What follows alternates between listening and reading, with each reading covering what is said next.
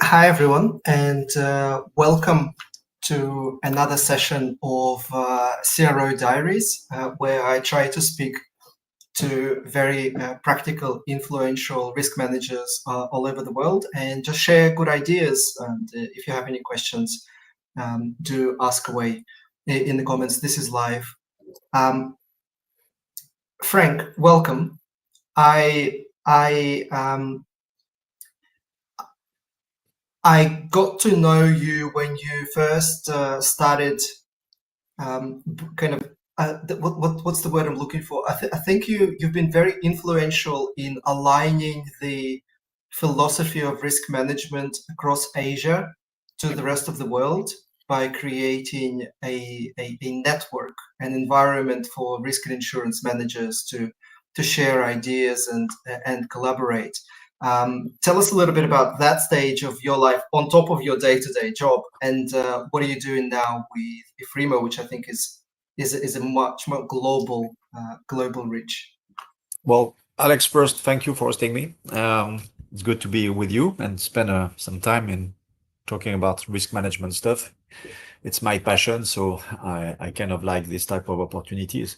When I moved to International SOS as Chief Risk Officer 15 years ago in Asia, I was looking for a place to go as a risk manager, as a risk practitioner, and I did not find any relevant, I would say, trade association or place to go, or I would say a decent network. So in light of my involvement in European associations such as AMRA in France or FERMA in Europe or CIRM in Switzerland when I was there, I said to myself that it's after a few months after talking to a few risk practitioners, let's get together, let's do something. And then we created PARIMA, which is the professional association for risk and insurance managers across Asia. And it's about now 3,000 members across more than 20 countries.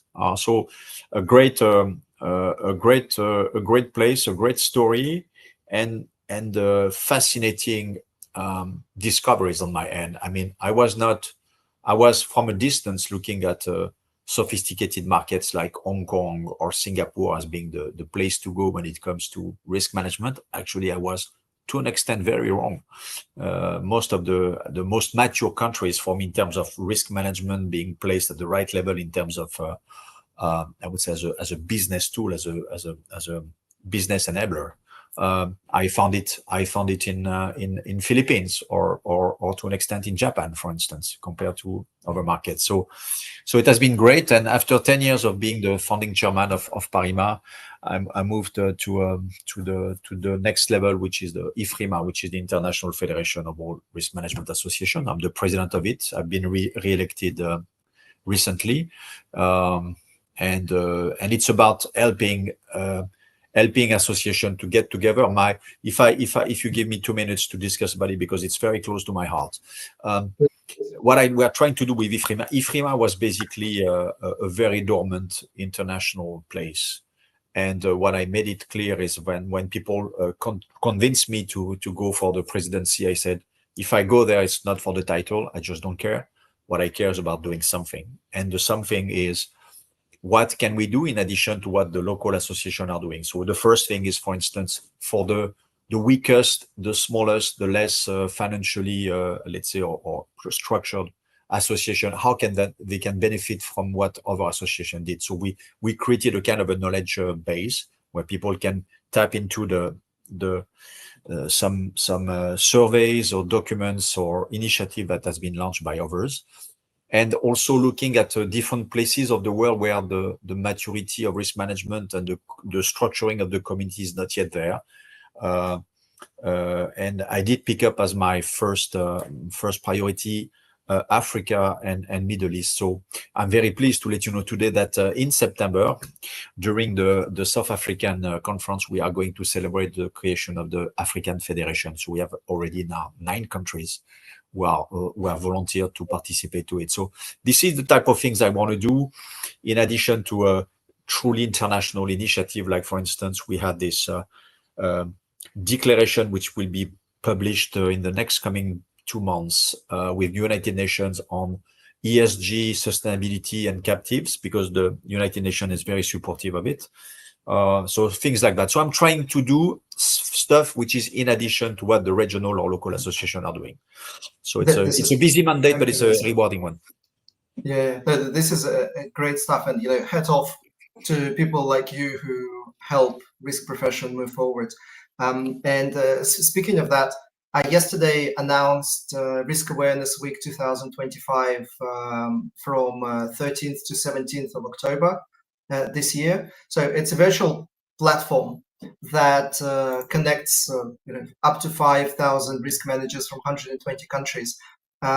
So feel free to use that platform if you want to get any FREMA messages out or celebrate anything. Like this is a nice virtual environment to tell the rest of the world what's happening in our risk profession. So today I wanted to talk about a topic that I think becoming more and more dear to my heart, and I heard you speak about it in Zurich at the Risk-In conference. And that resonated a lot with me because other people have spoken to me about this topic in the past, and I never really had the time to deep dive into it. But it's important to just bite the bullet and start thinking about it because it's a huge aspect. And the topic is change management. I'm obviously very fond of risk-based decision-making, quantitative techniques for analyzing uncertainties and the effect uncertainties have on business plans, decisions, and budgets. I believe I have been quite successful in applying the quantitative risk analysis in completely reshaping insurance portfolios and saving millions of dollars while doubling and tripling our limits and reducing deductibles. So I'm a big believer in the value of risk management. Like in my mind, quantitative risk management, it's not a hypothetical question. Like it's a given. You have to apply it because if you want to save millions instead of tens of thousands, you have to speak kind of the mathematical language. And I think I got away with convincing CFOs and CEOs on just the confidence of me being like, guys, what are you talking about? Of course we have to quantify property damage scenarios because we're gonna save so much money, and then we do end up saving a lot of money. But it's just like pure this just confident drive.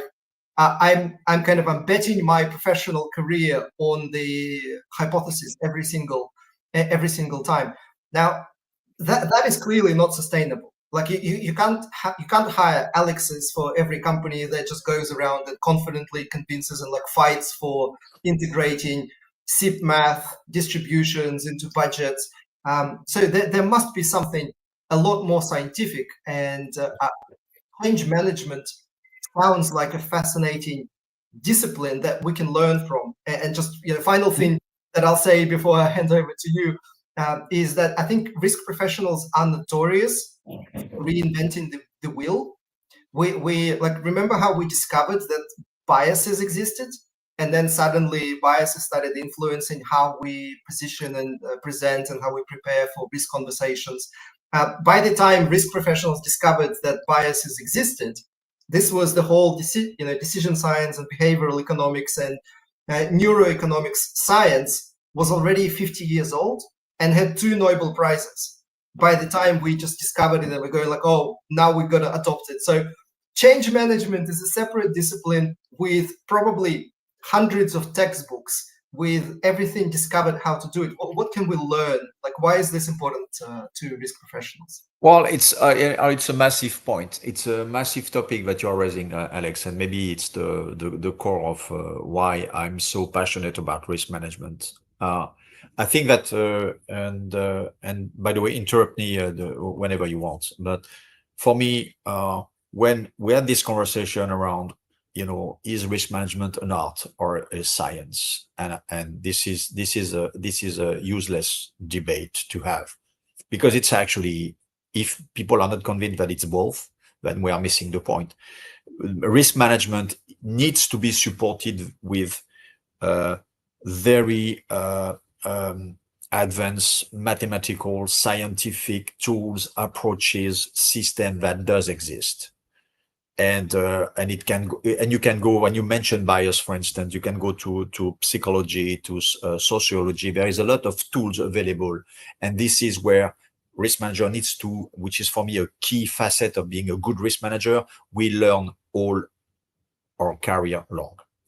And yes, so if you don't read that much a week, then you are missing the point. And I'm exaggerating, but you see my point. It's really about trying to get all of this together and make sense in terms of risk dialogue you want to entertain in your organization. It's an art and a science, because the art part for me is how do you articulate the conversation with the business decision makers. And you're right, Alex, maybe we need an Alex in each and every company, or a Frank, or whoever. But because you need to have the person who is going to be here to say, I'm going to entertain this level of conversation regularly, systematically, on all important matters. And I'm going to be seen as a trusted advisor about making sure that this conversation happens. And that's the art part of our job. And I think that unfortunately, many people in our community did fall into the trap of saying, okay, because I have the system or the methodology or whatever, job done. And we can go into the conversation around, I saw it again recently on LinkedIn, or should I go for a risk matrix or this or that? That's, to me, it's a useless debate. Also, it's really about what does help you in your art part to convey the message you need to convey to the people, so that we can make informed decisions. Decision maybe not the one you think the company should take, but at least it's informed, guys. You have all the necessary information you need. And for me, this is where I am very still, I would say, kind of frustrated about our community, is that I don't see a lot of people emphasizing the importance of being a true leader and a senior leader, and what are the qualities, the traits, the facets that you need to develop as a person to be seen as, yes, you are my trusted advisor. You are material to the exco and CEO and board conversation. And it should not be seen, and because it's still, for me, unfortunately the case, it should not be seen as an ego trip. It's not like, yeah, I'm a risk manager and I'm reporting to that guy, or my title is chief risk officer or whatever. It's really about making sure that you are seen as, or I'm sitting at the exco, or I'm reporting twice a year to the board. This is a mean to an end. What are you really saying to these guys? And do they proactively actually look at you and say, this is a guy I need to talk to, because we have this new project, this construction project, this business launch, product launch, whatever. And I need this guy because I know he's going to bring stuff that I need to do my job. And that's, to me, the part where, and again, you have been very kind of at appreciating what I did to create the community of risk managers across Asia. But in Asia, we are seeing a lot of risk management being seen as a compliance exercise, where you have all the belt and whistles, like yeah, I have everything, it's there, but it's not, because actually we are not really having the conversation that we should have on business decisions. Yeah, that's so spot on, and I agree with everything you say. What can we take from the change management discipline? Is that a field of management science that has their own artifacts, their own techniques, their own kind of little tips and tricks, little secrets that we can maybe borrow from them? Because that's essentially, this is what risk management today has become for me. I borrow something from probability management. I borrow something from decision science. I borrow something from neuroeconomics. I borrow something from engineering and from procurement, and that kind of shapes how we integrate into different types of decisions. I'm going to answer the question, but you just made a point which I think is important. A good risk manager is an aggregator. We need to be intellectually open enough to look at different fields of science and things being done by others that can help us. But change management for me is critical, and I need to confess to you that for the longest time I was like, how to get there, and actually change management became prime and front and center to me when I started to develop a technology-based programs for international SOS. So especially the GenAI one, where I witnessed immediately the discomfort, the disconnect with many people I was supposed to interact with. So I was like, I may be able to develop my system, but my system will not be used or will not be Yes. understood. And so that would be for me a technical success, but a company failure.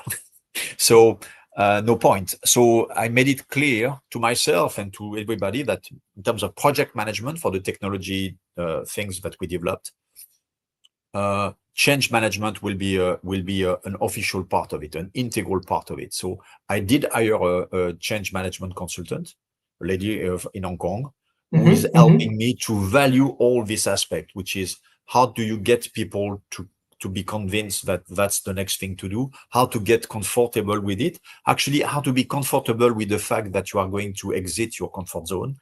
And again, it goes with very simple things like even the way you communicate to people. You need to talk their language. I know that I'm stating the obvious, but the obvious is not always articulated concretely speaking. It's not about you bragging the world that this is my system, it works well, you should use it, and you are stupid if you're not using it. It's about no, it's you have totally to reverse it. Is hard. You have to look at it from the receiving end. I'm on the receiving end. How do I want to be? How do I want to be involved? And what can I get from it? So it's for me, it was a total different mental gym, a different way to look at things. So that's why I do maintain. We have been working with this change management consultant for 2 years now, and I do maintain this person in my team as a consultant, because we need regularly to get the I would say the push from her to say, guys, be careful, you are going back too much into your self-centered way to communicate and convince people. So you have to. So that's for me, change management is critical, and technology is just exacerbating and accelerating this. People need to understand it, and if we have time today to discuss it, if you're willing to, I can go into the details of the project that I launched on GenAI, because it has been a fascinating story around how human beings are pushing back when it comes to unknown, something which is foreign to them, and something they know for sure that it may help, but the problem is that it's changing radically the way you work. Yeah. And that's to all of us, including me. That's to all of us very overwhelming. Yeah. I just had to change my microphone. Can you hear me? Yeah. Okay, perfect. Somebody in the comments just said that I was using the camera microphone instead of this. So thank you for commenting. And that's exactly what we want to talk about today as well. And let's lead into it. I think the first important takeaway that we want the listeners to remember today is that there are a lot of extremely valuable, well-developed and mature disciplines around risk management. And I think it's on us to make the effort to learn what others have already done in their respective fields of study, and we can borrow kind of some best ideas from different industries. So change management is just an example like that. And when you were describing what you experienced when you were developing a technological solution, it felt very deep. I feel exactly the same feelings, and I catch myself sometimes acting lazy because I choose to speak risk language to people that don't deserve that. Like I'm not torturing them. I shouldn't be speaking risk language to them, but I do, just because it's easier for me. And I talk percentiles to like poor things in our mine planning or in our chemistry lab, and sometimes they understand, sometimes they don't. But it takes a significant conscious effort to shift into this business thinking. And what helps you kind of run through this mental routine? Because there's an easy way of doing things and there's the right way of doing things. And sometimes when we are depleted or tired, we just kind of we go to Yeah, Alex, to me, and again, I'm far from trying to convince people during this podcast together that I'm perfect and I'm the best at it. But I'm trying to do like I do my fitness routine every day. It's an everyday effort, and from time to time it becomes a kind of a less taxing discipline and routine to do, which is really about this. I can tell you, if tomorrow I show you the way I'm talking risk management within my company, you're going to tell me, Frank, you are not using any of our lingo. I'm just using the language of my company. Because it, I came to realize that part of it was a kind of an ego trip. I was trying to impress people that I'm mastering the risk management discipline, and I need to display all of this. And basically like an EY or PwC or Deloitte guy who's trying to convince that this company needs to have an ERM process in place, and you are so bad at it right now, and you need to structure it and blah blah blah. So it's really it's the opposite. And the first thing I would do as let's say a newcomer, somebody who is not in the risk management field yet but has been given this responsibility in an organization, is to say, spend the time you need to speak the language of your organization, know your products, your operation, your people, etc. Then you can make it you can structure it the way it's going to make sense to people. And the same applies to the risk financing aspect of risk management. Obviously, there is some jargon and technicalities that needs to be mastered, but that's why you have also experts in your organization to do that. But when it comes to talking to people, it needs to be done in a way that they understand. It's like, I mean, I guess that a good or great CFO is good at making sense out of balance sheet and P&L to people without trying to educate them to become a proper accountant. We don't care about becoming an accountant. Well, actually, as a risk manager, you should have a decent level of mastering this. That's my other tip for people in this session today. But yes, that's the point. It's really about, and it's really taxing. It's time consuming, but I think it's worth the investment, honestly. Completely agree. Let's talk a little bit about your experience Gen AI implementation and what sort of issues and challenges popped up that change management helped resolve later. So we are who we are, and that's it. Start with being very aware of who we are, and I'm more kind of on an intuition based person than a very I would say reflection based person, but obviously I'm trying to be good at it too. But and I had this gut feeling that for the longest time, risk managers were complaining about the lack of resources, the lack of staff, the lack of attention, the lack of many things. And when I saw the development of these new technologies, and AI is one of them, and other, I would say, sub technologies like API and softwares like Power BI and others, which are becoming so available and so affordable, that I was like, maybe there is a way here to tackle this lack of something for risk managers. And I met with a few technology experts and vendors, found one, but we had a meeting of mine on this, and we developed our own system. But before rushing to what is the system, the first change management part that I wanted to raise to you, Alex, is again, technology is a mean to an end. What is the problem you want to solve? And so if I look at International SOS, we are a service company. So main aspect, so we do not have any fixed assets. We deal with clients. So one of our main problem or exposure or is the relationship with customers, with clients, and how contractually we are driving this. And I talked to all our legal people, and I found out that we did not have a systematic way to approach it. So when you have we have about 12,000 customers, so corporation, organization, governments, in our 94 countries. And I was like, I'm pretty sure that we do not have a systematic way to structure contracts, and we do not have a systematic way to escalate what should be the exception to the standard terms and conditions we would like to get. And it's not just a legality or I would say a legal compliance issue. It's really about business-wise, and you can have potentially there. I know, Alex, that you are very familiar with this, but the time bombs like off-balance sheet liabilities created by not framing the contract the right way.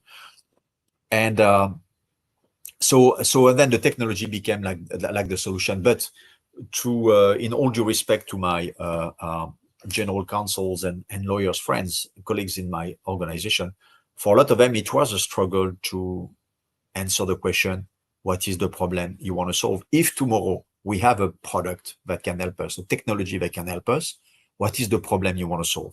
It was really challenging to them to structure and articulate this. So we did a lot of risk dialogue around what are the main exposure you have, what are the risks you have, and then we talked to the lawyers. We talked also to the business leaders. We talked to the CFO. We talked to many people, compliance people. I mean, many people, but obviously the business leaders and the owners of the company. It's a privately owned company, has been also very important to list down the pain points, the things that we would like to look at, and then we created our list of prompts and questions, etc. And then we developed the technology. I invested a huge amount of, I would say, money compared to. Can I just comment on the first thing Please. you said? Because I think it's a very important message by itself. Is that the first change management principle or application is really trying to understand and about what is the ultimate goal, what is the ultimate objective, what is the business pain. I experience that all the time with, let's call them risk assessments. So the little risk analysis exercise that me or somebody on my team is doing is whenever somebody comes and says, we need to do a risk register for X, the first question I usually try to understand is what's the ultimate goal? Like, are you trying to use that to calculate a contingency for the project that you can budget, or are you trying to justify some sort of spend, or are you trying to maybe reformat the terms and conditions in the contract so it addresses the underlying risk, or are you doing that because we need to show this specific transaction to somebody else external to your compliance? Because each of these different answers will require a completely different methodology for the risk analysis. It could be mathematical and long. It could be super quick and qualitative. It really sets the scene for what's to come. True. And so the thing is that now we are with this program, which has been extremely successful. But very very taxing, actually, very painful to go through, but because of change management. Now we are in a place where we have our own data lake, where we put all our commercial contracts, where all our general counsels and their business leaders attached to them are looking at what needs to be looked at in the contracts in terms of individual, I would say, deviations or accumulation of risk in nature. So, for instance, payment terms. Okay, so we want to improve cash flow. Cash flow is key in an organization.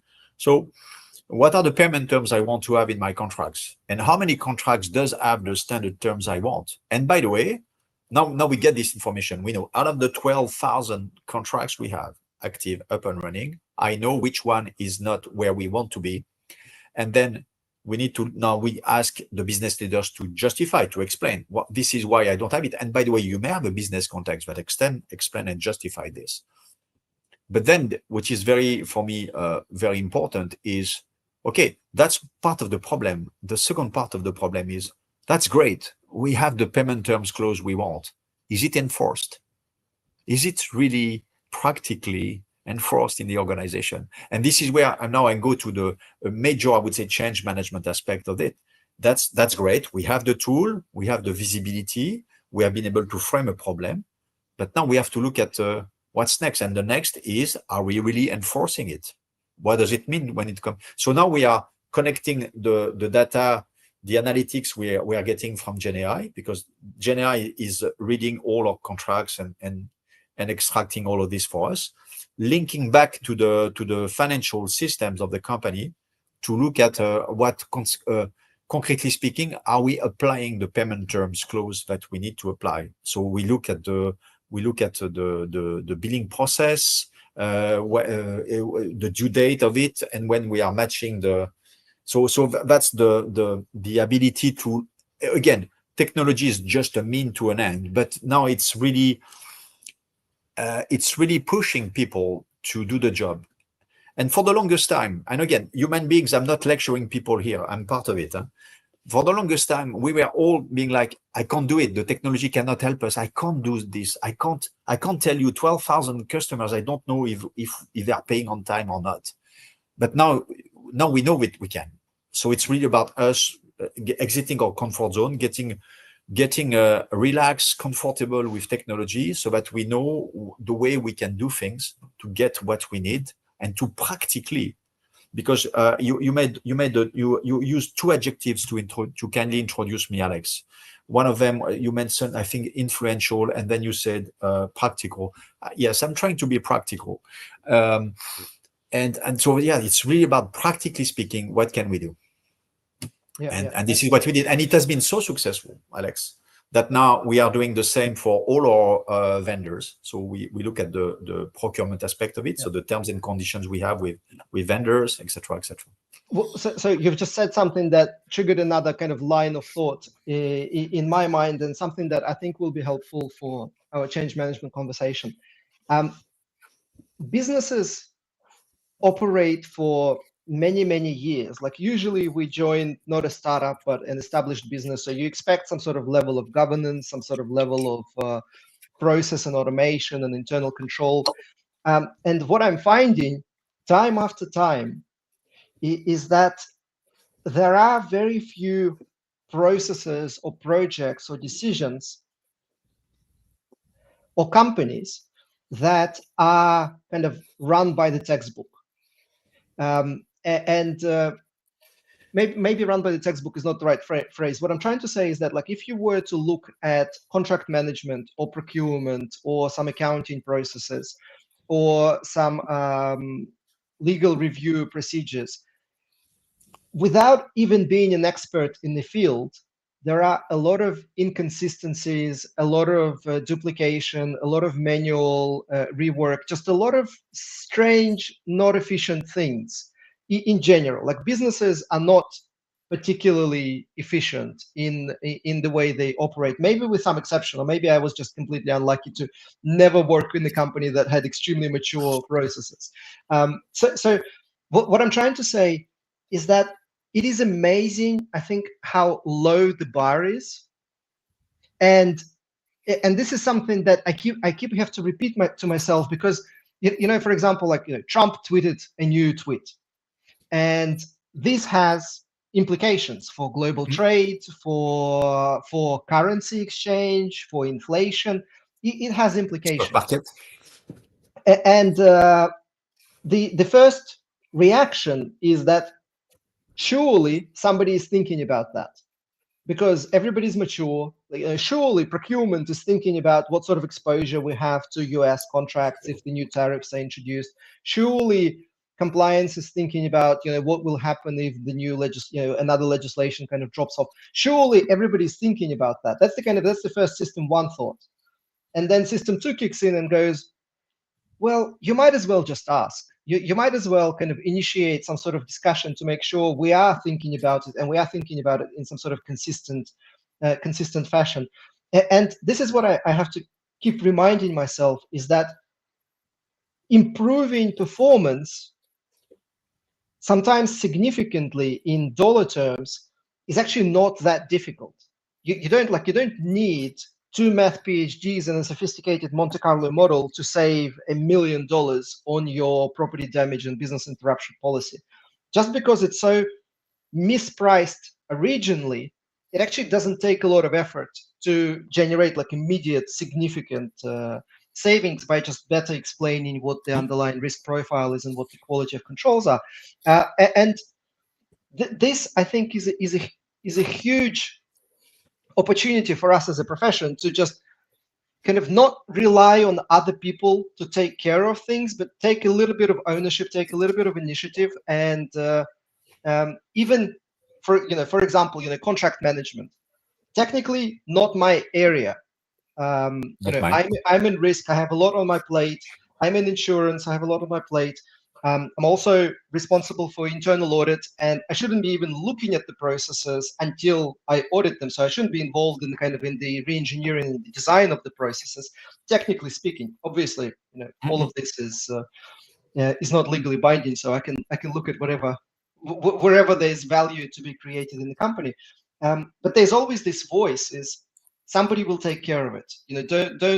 Don't necessarily need to get involved, and yet, because the bar is so low, I think there's risk professionals have wealth of knowledge and ideas and this risk-based thinking that can actually almost immediately generate value in almost any process you can think of, just because the bar is so low. But Alex, I'm going to comment on two aspects of your line of thought that you just shared. The first one is that as risk managers, we need to be good at initiating things. We need to be good at taking risks, actually, internal risks. Like, yes, I mean, nobody asked me what I just described to you. Nobody asked me to do it. I was just like, my job is to aggregate things, to read the room, to identify trends, deviations, and saying, okay, 1 + 1 = 2, and maybe we should go there. And by the way, now things can be done. And I even found ways to finance it through the insurance operation I'm in charge, stuff like that. So that's for me a critical thing. The last thing we should do is sit at our office, if you have one office, and wait for your boss to tell you, this is what I want you to do. This should represent maybe 20% of your job. 80% should be, this is me telling you, this is where we should go and what we should do. There is another aspect that you mentioned, and I think for me is critical, is I'm kind of fortunate because I work for a privately owned company. So I don't have to obey to the compliance inertia of listed companies regarding this is the way enterprise risk management needs to be structured in your organization. So no offense to the ISO 31000 and COSO of this world, but I can, in a privately owned company, I have the luxury to have the conversation with the owners and say, what is important to you? What is relevant to you when it comes to risk management? And we had this conversation when I started 15 years ago, and we had this conversation every 6 to 12 months. And a long conversation, an articulated one. And each and every time we do agree together, these are our risk priorities. And this is what I do. So I've been a very, as you said, practical and concrete person. Instead of giving people a risk matrix with everything, it looks really good, right? With all the colorful stuff. And I know that you love your colorful adjective in your post, Alex. But I don't care about this. I do agree with them. These are my 1, 2, 3, 4 priorities for the next 12 to 8 months, and let's tackle it. So right now it's all about, because we had a few incidents, it was all about what are the time bombs in my contracts with partners, with clients, with customers, with vendors. And that's my job. It has been my job for the last, my risk priority for the last 18 months, plus the technology development. And now what I'm doing now in terms of change management, to convince everybody to do the job they have to do, which is then, in terms of change management, the top challenge, Alex, is because now the general counsels of each of our business line and markets need to have an articulated conversation with their CEOs. Instead of reading and reviewing contract, it's all about addressing stuff. And that's change management. That's clearly change management to them. Yeah, so that is a super important point. Let's come back to that. You just said something so important that I think it needs to be repeated. And I welcome the comments from our listeners. What you've just said is that there is, in risk management, there is what in Australia we used to call ticket to play. It's like things that just have to be there, like a risk management policy. You know, nobody cares if it does exist or doesn't exist, but it just should sit there somewhere on the website. And these artifacts, they are expected. And sometimes, you know, me being me, I for fun have fights with external auditors where every single year they ask me, where's your heat map? And every single year I said, we will never do one. We have never done one. And instead, this is what we do, and this is a much better risk management that you've ever imagined. But not everybody wants to, you know, have those fun conversations with external auditors. So there are some artifacts that I expected to have, and I think what you said is super critical, and that should take, you know, 20% of your risk management's time. I would say 5%, but it doesn't matter. The point is that that's not the real job. It's just the necessary evil that we have to do to actually do our job. And our job, the other 80%, and this is where I think you made just this super critical point, is that the other 80% changes every time.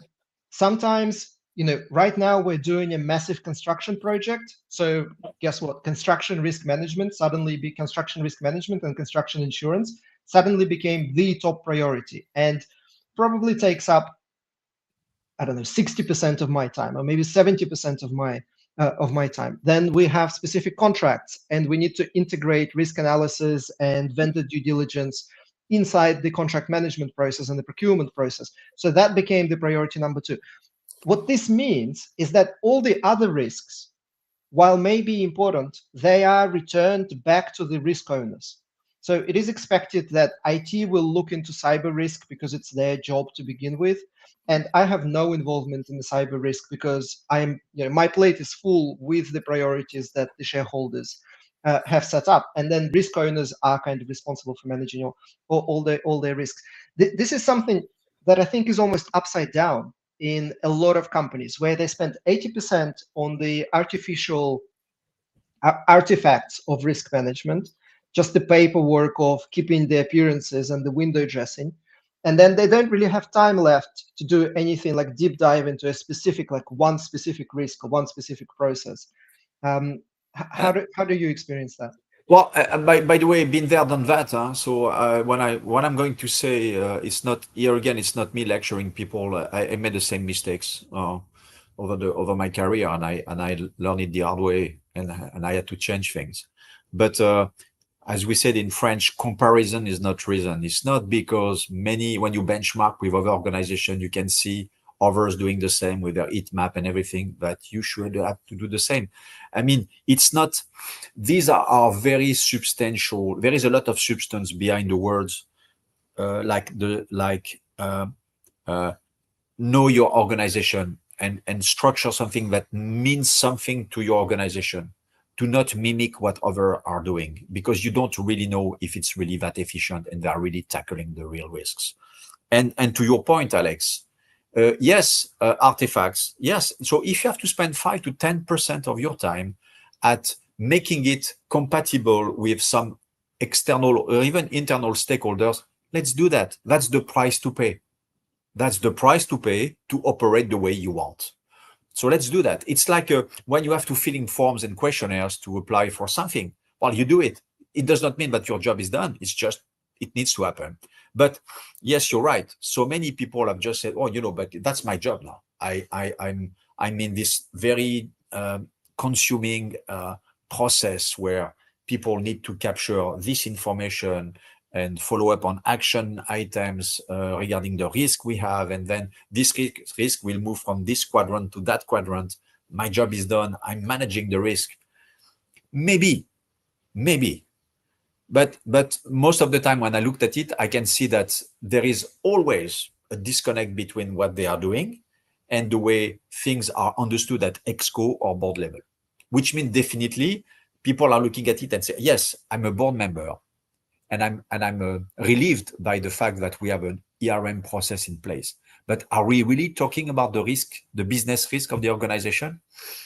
I'm not sure. Alex, if I can, I did an executive MBA on international directors at INSEAD, and we had a very famous independent director from a very large consumer company in Netherlands, and she was also a board member of a chemical group in Germany and a pharmaceutical group in Switzerland. So very prominent organization. And I asked her two questions. I asked her one question and I said, what is the most boring thing for you as a director? She said to me, we have too much housekeeping during board meetings. We don't have time for business conversation. I said, okay, thank you. Follow-up question. What do you put into housekeeping? And she mentioned risk management. She mentioned risk management, like she mentioned audit and accounting or whatever, and compliance. So yeah, so we are missing the point. We as a risk professional, we have to find a way to make sure that it's understood the way it should be understood, which is it needs to be business critical. And if we can't find a way, it means that we are not really tackling the business risk. We should. Yeah. That's a great point. Now I keep deviating you from the change management topic into different wonderful stories, and we can talk forever. Let's zoom in back on the original topic, because I feel you have learned so much through your Gen AI initiative in terms of change management. So we got to a stage where you created the solution. Now the legal officers have to speak to the local CEOs. What else? Like, what was the interesting findings, learnings in terms of making these new changes stick? I don't think that we will ever deliver the project totally. So it's really it's a journey than anything else. So we are learning every day, Alex. Even this morning, I had to tackle a couple of things from Asia. So the next challenge for me is really how to make sure that the people who are supposed to be I would say the risk owner or the solution owner at each and every market or business unit or business line level are going to be able to demonstrate the seniority they need to articulate the conversation. I will do it at my level to add an extra layer to make sure that we are not going to miss the main points, but that's the next challenge. And we are organizing a seminar with all the general councils of organization worldwide in France mid-September, where we are going to develop collaborations around this, what to do. And a simple thing to do, Alex, stupid and simple, is that, for instance, I'm not going to lead the conversation. I'm not going to present. Each of them have been tasked to present on stuff they do and ask for help from others. So that's change management. That's not me saying, oh, that's my ego trip week. That's me. I launched this wonderful project and you are so stupid, you don't even know how to use it. It's all about what are you doing and share with others. So it's really this type of community feel that we want. I'm not naive. I know that there is still some resistance from people, but the best way for me to approach it now is to make sure that they can look at their peer and not a senior guy like me telling them you have to use it this way. So again, simple things, Alex. I'm not sure if I really answer your question, but that's the way we go. But again, for me, it's every day there is some baby steps to happen for people to say, I'm in charge. I launched another technology system to manage proactively all our litigations. And instead of presenting this solution, which has been implemented now 18 months ago, I did ask a few general counsels, you are going to describe your a day in the life of a general counsel managing litigation and the way they are using the system and how they are benefiting from it in terms of productivity and reporting capabilities to us. That's the kind of thing. So it's really about giving the keys back to people. Obviously, sometimes you're going to be disappointed. It's okay, but that's the way to go. It's like if I can take this analogy, when you have kids, sometimes you have to say you have to do your own mistakes. Go. I know I can do it myself, but if I do it myself, you're not going to learn from it. So, yeah. And while you were talking about that, the other word that came into my mind is experimentation. I had a massive surprise yesterday. In general, I have a rule. Risks cannot be discussed on the phone or in an email. you have to have a conversation face to face, because I have, when I was the head of risk for a sovereign fund, and all the investment deals, teams trying to push investment deals, like multi-million-dollar investment deals, past the risk department, they lied a lot.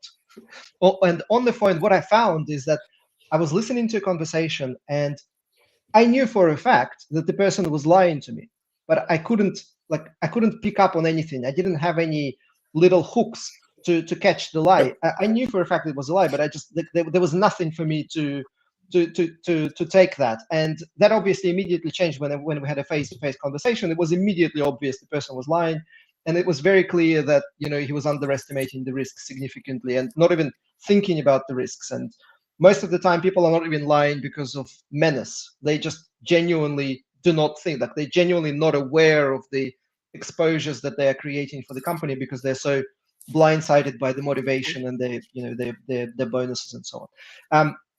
But what surprised me significantly yesterday, I sent a kind of a list of risks that we need to investigate, a list of uncertainties that we need to investigate for this new high-tech projects that we're doing, and nobody in the company knows the answer. So we need to conduct numerous tests to figure out what are the actual underlying risks. Is there, are there chemical risks? Are there logistical risks? Are there physical risks? We just need to find out more about this technology.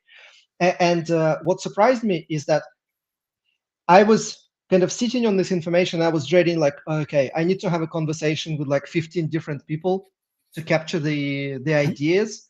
And then somebody else, the head of engineering, just sent an email to the whole team saying, these are the risks that we are thinking about. What else do you see? And my textbook brain goes, this will never work. Like, people just, they're not honest when they emailing stuff, and especially when you talk about risks. I've been so poisoned by the ERM compliance tasks that everybody just pays lip service. Nobody takes it seriously. And then what really surprised me is that 3 senior managers responded not with one sentence responses, but 15 bullet points of in-depth analysis of what are the risks that we're missing. And I'm going oh my God, that also works. I gave up on email exchanges long ago, but it actually worked in our specific company in that specific moment in time. So experimenting in all sorts of different forms and sizes and shapes and messages, I think that's a key change management.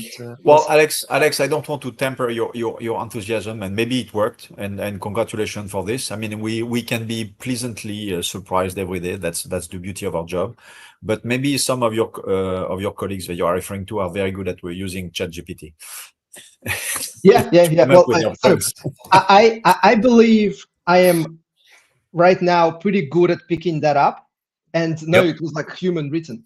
And even if it was originally researched in AI, it was human rewritten, because it was niche specific to our project. So it was an amazing result. But yeah, of course, it's. But Alex, I'm conscious of the time, and we're gonna have to conclude, unfortunately. But you mentioned a point which for me is very important, is the qualitative aspect of it and the quality of the conversation. And yes, you're right. With work from home, with people being everywhere around the world, and with the over reliance on the technology and the sharing of documents and tables and whatever, it's more and more challenging to get people in the room to have the proper conversation, but it needs to happen.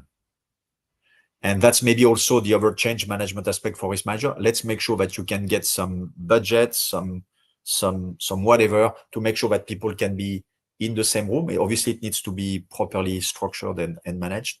But yes, that's why picking up the right project, the risk priorities, and make sure that people are in the room with you to have the conversation. It's invaluable. This is where to go for me, definitely. Yeah. And I think this is a great place to finish, to summarize. Change management is a huge aspect of the success of whatever risk initiatives we do, and providing training, let people actually facilitate the training itself rather than just be listeners.